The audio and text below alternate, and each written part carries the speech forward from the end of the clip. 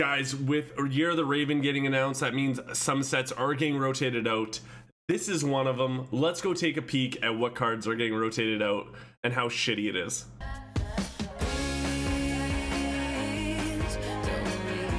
I don't want to throw it down the stairs, but if we have to throw it down the stairs, we will. We will. Maybe. Guys, the first class we're going to take a peek at is Druid, and the biggest card leaving is Fondrel. Fandrel? Fondrel. Fondrel.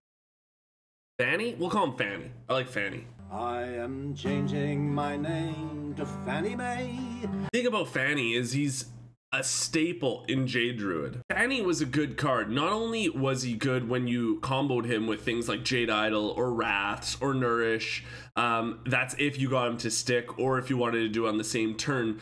But now if you played him on one turn, this now made the opponent freak out and have to figure out how to get rid of your Fandrel. Maybe they make some misplays to do it. Maybe they maybe they just use a lot of resources to get rid of that card. But all I know is whenever I see that card on board, the first thing I'm thinking about is how the hell do we get Fanny out of here? The last noticeable card for Druid is Mire Keeper. This was a staple in Jade Druid and in Ramp Druid.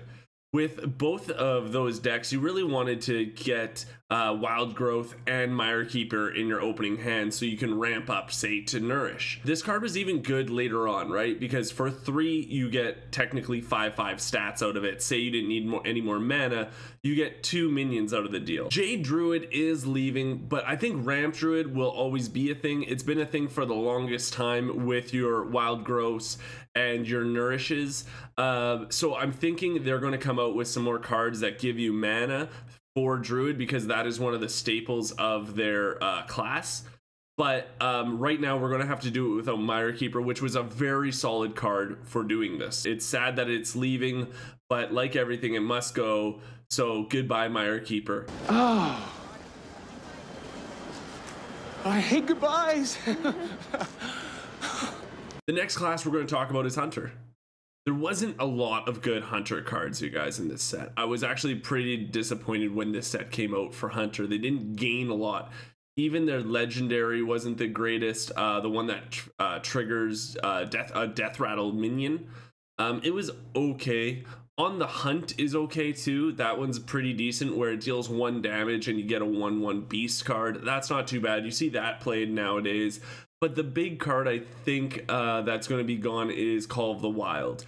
Even though it's not played in this meta, it is still a pretty good deck, especially with Beast synergy.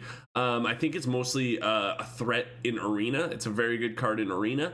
But again, it's not the end-all, be-all for Hunter, so they're not losing a ton out of this set, so Hunter is actually pretty safe. Our next class is Mage, and this is another one that didn't get any cards from this set.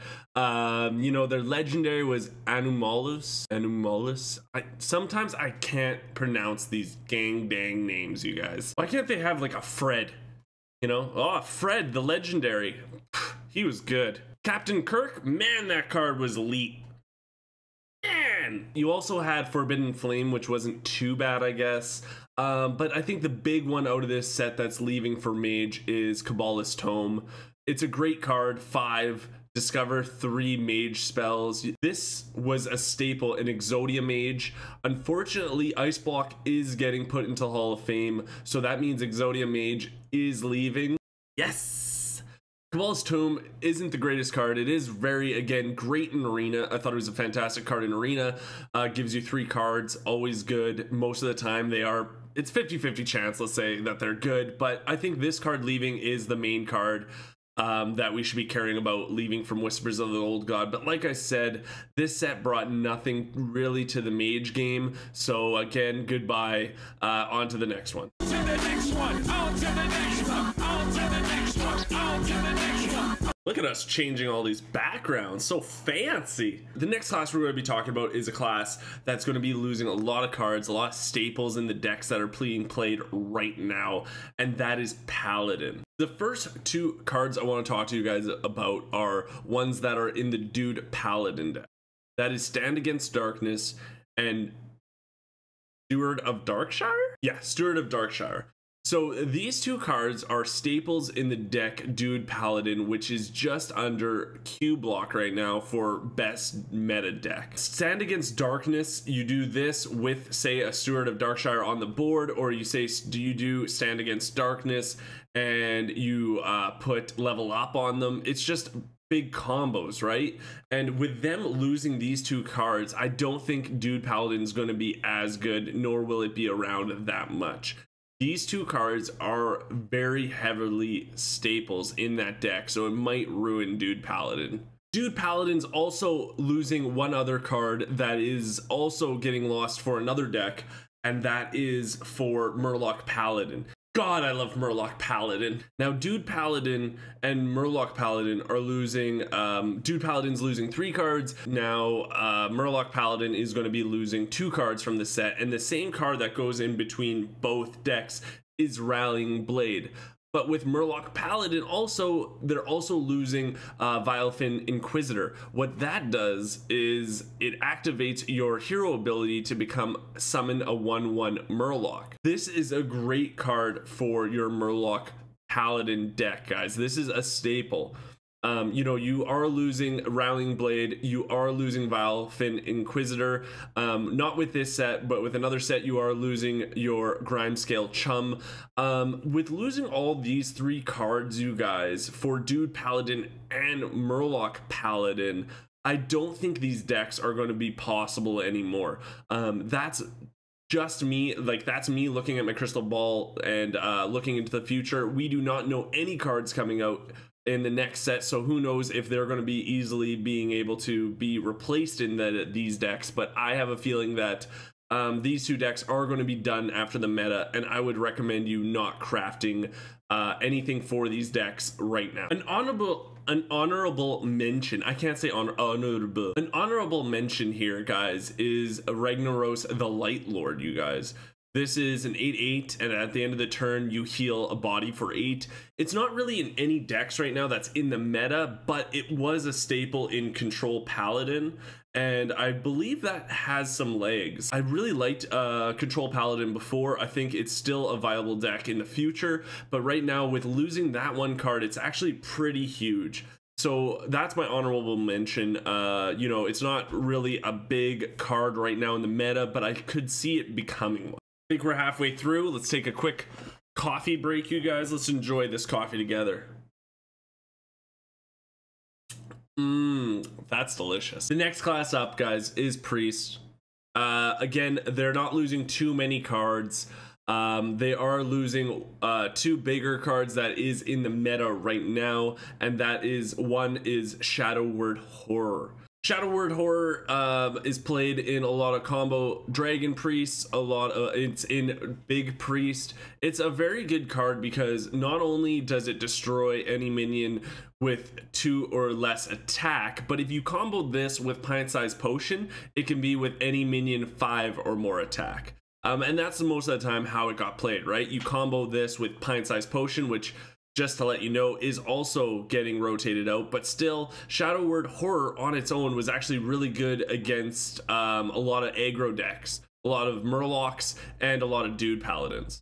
Another card that used to be played in Big Priest and combo was Embrace the Shadow. What this did was, instead of your healing effects healing you this turn, what they'll do is they'll deal damage. So what Big Priest used to do is they used to Embrace the Shadow into 0-cost Circle of Healing, which will clear your board, or clear the whole board, should I say, so that you can get into the late game with Big Priest and just demolish them. That's what they wanted to do with Big Priest, right?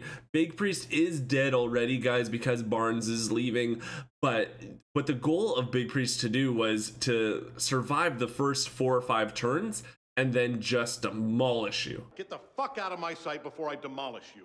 Rogue's the next class I want to talk about. It is a class that I just got golden because before the nerfs, Tempo Rogue was running amok and I was loving it. Unfortunately, now it is dead, but I think Tempo Rogue will come back. But I do want to talk about a couple of cards. There's a couple of good cards leaving from this set. Just some honorable mentions of this class is Journey Below. You've got your Undercity Huckster. You also have your Shadowcaster, which has a really good combo potentials. But the two main cards that are in the meta currently in the top decks I want to talk about. Actually, that's a lie. Only one, and then the second one is just a very good honorable mention. The first one is South Sea Squidface. Great card in Kingsbane Rogue. The problem is I don't know if Kingsbane Rogue's going to survive with Cold Light leaving, because part of that deck is to mill you while also getting a really badass Kingsbane. Now, I don't know if it's going to stick around. All I know is South Sea Squidface was a big part of that deck. The second card I want to talk about is a very big honorable mention, and I've played with in many decks, and I thought it was a very versatile card, was Zral the Poisoned Mind. Now, what was good about this card was in decks like Tempo Rogue was you were able to get 2 1-cost cards, so you can use that as a combo. Not only that, but the 1-cost cards were actually pretty decent. It was either, you know, you draw a card, you give a minion stealth, +3 attack. They were really good cards also, not only being 1 cost so you can combo, but they were just very good cards to use. It's a great card, you know, it wasn't in the meta currently, but it's a card that I definitely see potential with being in the next meta. But now that it's leaving, we've got to say goodbye, and we'll see you later. Bye-bye. See you later. I really love Shaman, you guys. This is the first class that I did get to Golden. I really liked aggro Shaman. It has a special place in my heart. I am an aggro player by nature, but this deck was actually the first deck I think that made me turn into an aggro player. I just recently played the new Wild Brawl, and what was awesome about that was I was able to play a wild aggro Shaman. It brought back some good memories. So 2 of the honorable mentions of this set for Shaman is going to be Flame Wreathed Baselich, which is an overload of 2 4 mana 7/7. It was the bane of everyone's existence in aggro Shaman. It's just a good card. It was a very solid card. Also, the other card is Hammer of Twilight, which also was a card that was in aggro Shaman at the time.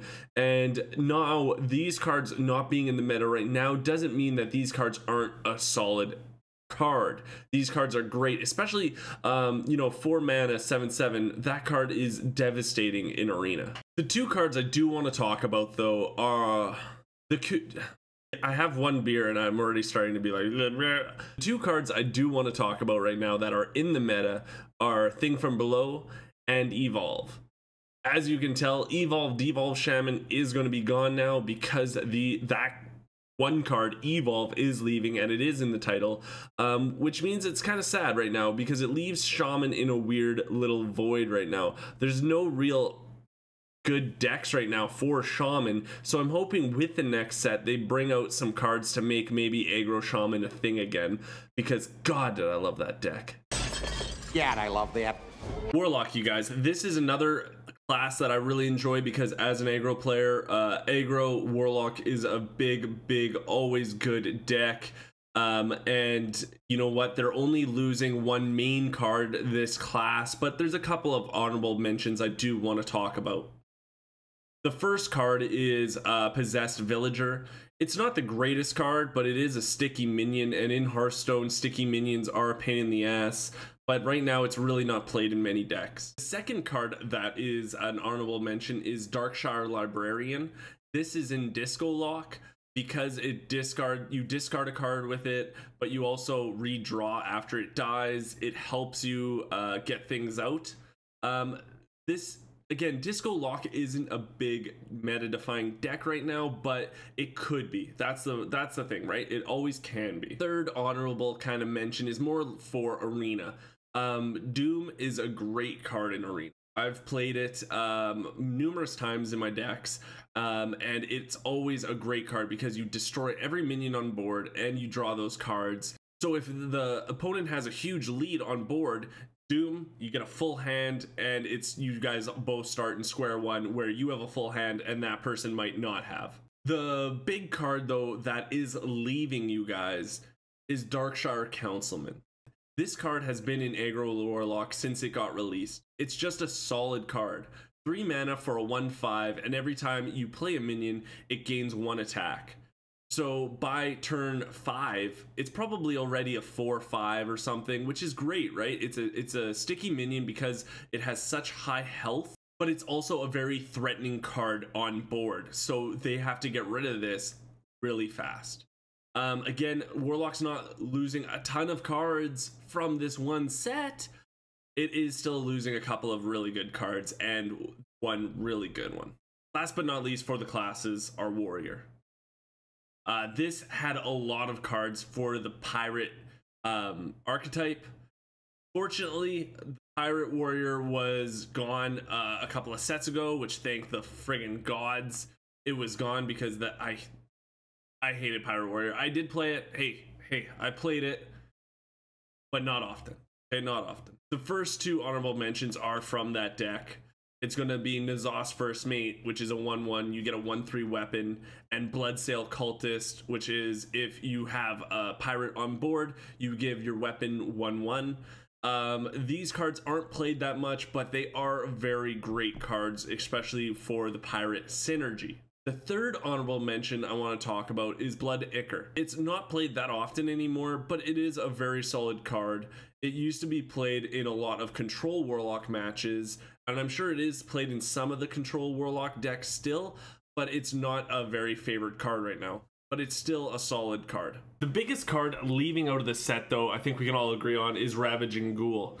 Now, right now, Control Warrior is using this to combo with Execute, Sleep with the Fishes. Now, by no means does this ruin Control Warrior, but it is just one blow to the deck. I have confidence. I think Team 5 are going to come out with some good warrior cards, either this expansion or next expansion. I think after Pirate Warrior was so popular, they kind of laid back on the cards for warrior, but I think this is Year of the Raven's going to be the year of Control Warrior, which I don't like, you guys, because I'm an aggro player, but I'm looking forward to it, because then it will teach me to learn a deck that I don't want. Okay, guys, I know we've been going for a long time, like a really long time, but we're just at the tail end, guys. We're going to get to the goods now. The neutral class cards. A lot of the good cards that are leaving this set, I think, do come from the neutral set. So let's check it out. One of the big honorable mentions here is a tech class card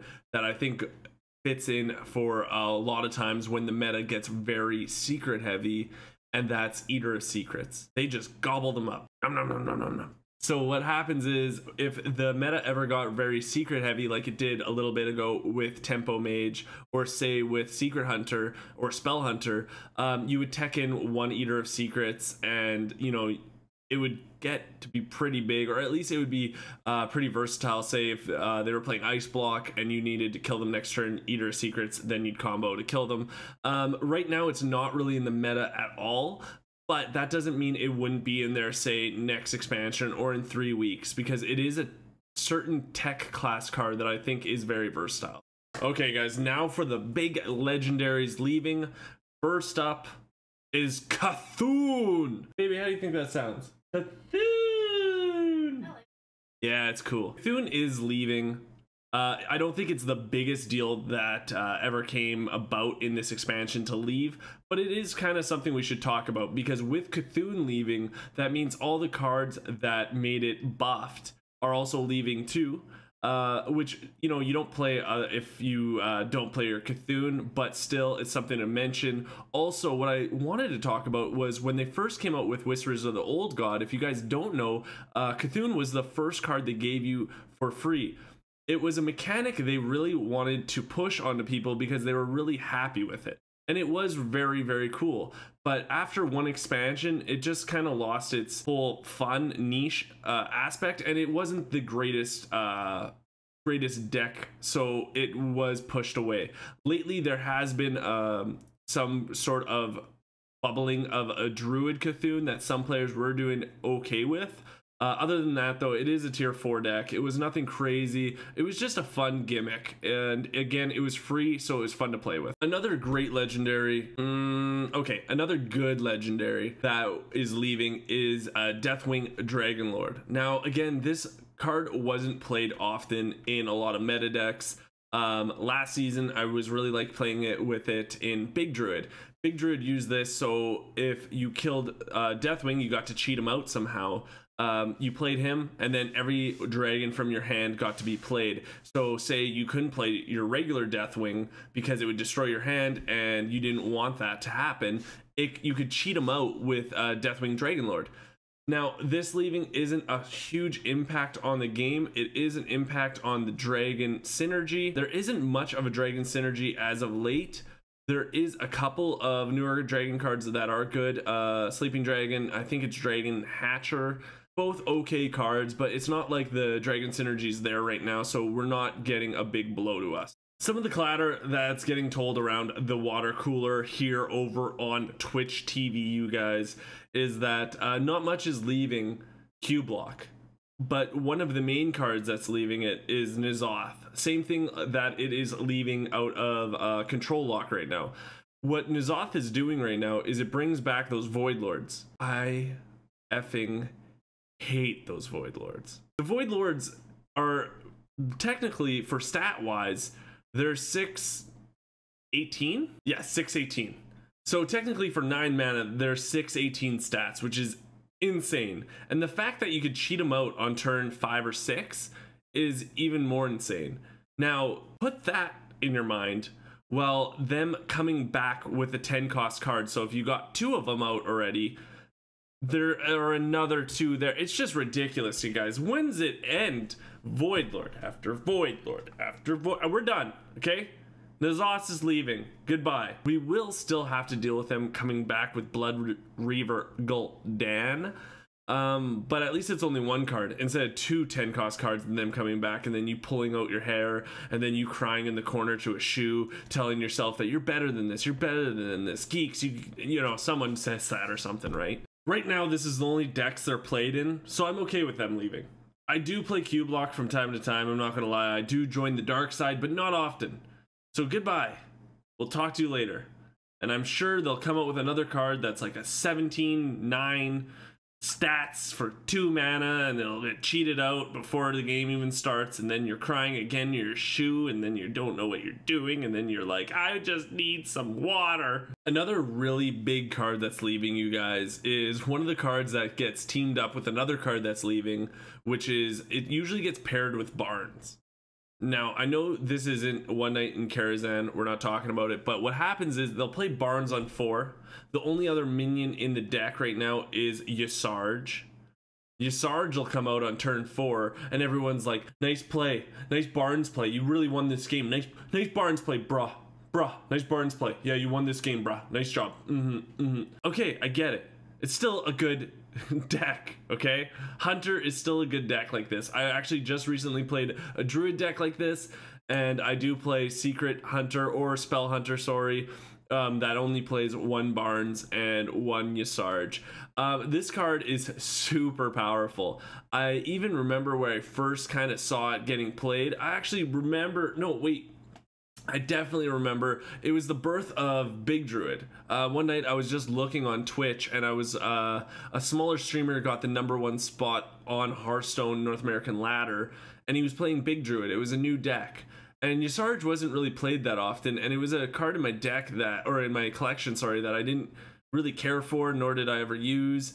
And then I learned about Big Druid. Oh Lord, I love me some Big Druid. But what Yasarj does is it comes out and it, at the end of your turn, pulls out another minion from your deck. So what Big Druid would do is only have big minions, and Yasarj would just keep pulling out these huge minions for you. It was really fun if you were playing Big Druid. If you were playing against it, but it was still a great deck. Now, with Yasarj leaving, that means, you know, Big Priest is done, especially because that and Barnes is leaving. But I don't mind, because we all know we hate Big Priest. Like, if you had 10 people in one room and you asked them all about how they felt about Big Priest, every one of them would say they hate it, except for that one person. His name's probably Tommy, and he's cowering in the corner saying, I love Big Priest. And you're like, Tommy, I hate you. I always hated you since day 1. Sorry, I knew a Tommy. The last card's not really even played in the meta. It's just a fun card. You know, it's Yogg. You know, you get that Yogg train going. Shout out to my boy Hobbsy. What up? You get the Yogg train going, and it's just a fun deck to see and play. Now, does Yogg usually work out for you? Nah, never. But is it a fun card? Hell yeah. It's leaving. It's sad, but it's not going to destroy any of the meta-defying decks. It's not going to destroy even a tier 4 deck. But is it going to destroy people's fun? Yeah, which really sucks, because that's what I do like. Out of this whole thing, you guys, I do love the meta. I do love reaching legend, but I like having fun. And I don't put together decks that are fun. I'm not that creative. I'm not gonna lie to you, I'm not that creative. But when I see people playing them on Twitch, it makes me laugh and it makes me smile. So this leaving is actually really sad to me. I'm hoping they replace it with another RNGesus card, but something tells me they're trying to step away from the RNGesus and go towards more stable mechanics. Guys, I want to say thank you so much. If you watch that whole thing, holy crap, you deserve a ribbon. I'll give it to you, trust me. But I want to say thank you if you enjoyed the content. I do stream 5 days a week on Twitch TV. You can find me there. Also, what would make the world of difference to me is if you subscribe and give me an old thumbs up. That would mean so much. See you guys, and we'll have a coffee date soon. No, I hate that outro. Thanks for coming to the Shrek of Hearthstone channels. No. Don't follow too close to cars, because they'll bite you. No, I don't like that one either. See you guys. Eat a snake.